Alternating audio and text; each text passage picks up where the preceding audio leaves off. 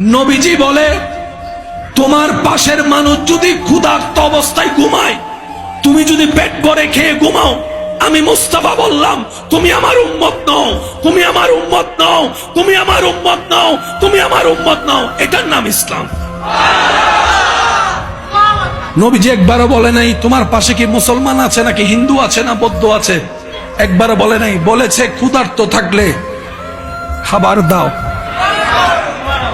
অভাবী থাকলে সাপোর্ট দাও, কিচ্ছু যদি দিতেও নাও পারো, মুস্কি হেসে তার সাথে একটু কথা বলো, মুস্কি হেসে তার সাথে কথা বলো, তার জন্য একটু দোয়া হলো দাও, যে আমার তো সামর্থ্য নাই তোর পাশে দাঁড়ানোর, আমার রব চাইলে পারে আমি বান্দা হয়ে তোর পক্ষে রবের কাছে দোয়া করলাম, আল্লাহ গো আমার ভাইকে তুমি অভাব থেকে মুক্তি দান করো, বিপদ থেকে মুক্তি দান করো।